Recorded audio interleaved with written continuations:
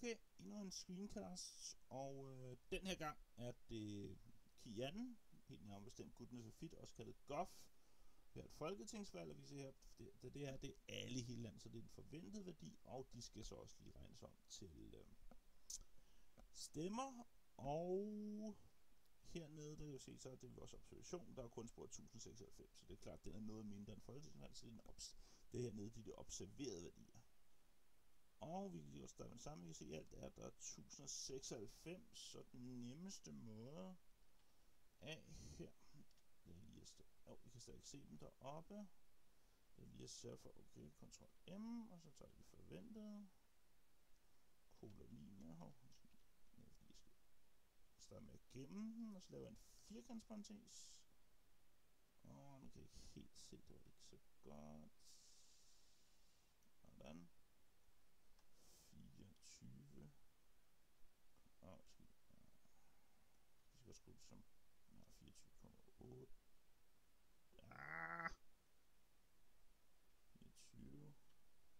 24,8 gange 1096 divideret med 100. Det er procent, så 1000, 9,5 gange den der 100, 4,9 gange den divideret med 100, 9,2 gange den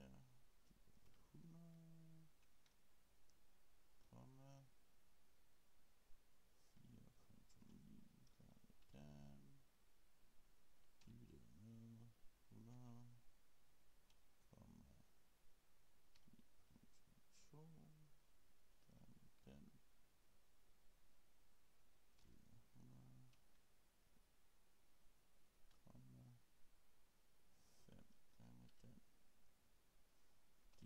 100, 5 gange den divideret med 100, komma 0,8 gange den divideret med 100, komma 12,3. Jeg kan slet ikke se den gange den divideret med 100, komma, nu skal jeg lige gå op, for nu kan jeg ikke se mine tal.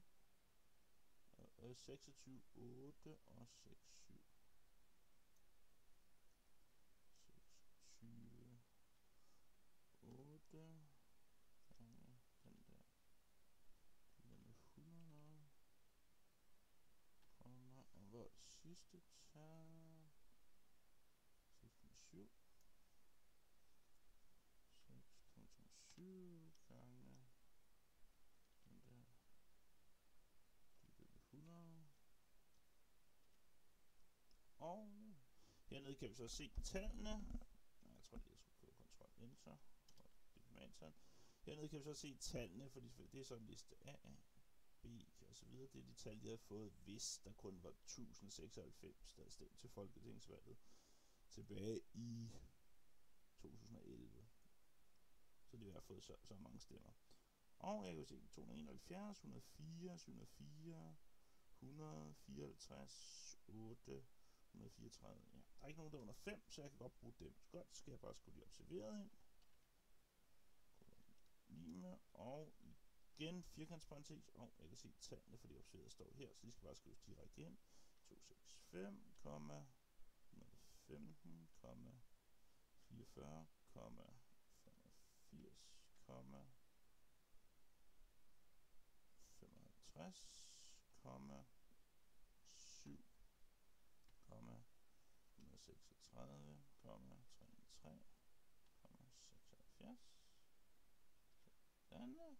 Og jeg tæller i frihedsgraden 1, 2, 3, 4, 5, 6, 7, 8, 9 muligheder, så frihedsgraden er 8.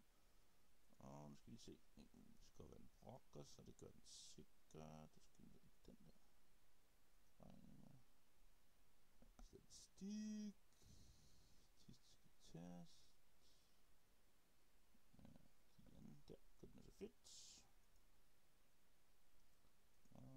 Og ventet, og frihedsgraden var 1, 2, 3, 4, 5, 6, 7, 8. 8, og nu brokker den sig. Nej, det gør den ikke. Ja, og jeg kan se her, for en p-værdi på 0,0 0,5, så wow, den er faktisk rigtig god. 8, ja. Så den er rigtig god, så på det tidspunkt så vil jeg på rent faktisk acceptere min nulhypotese på et 5% signifikans nu. Så det er sådan set bare sådan, man laver Kian Guttens Fit.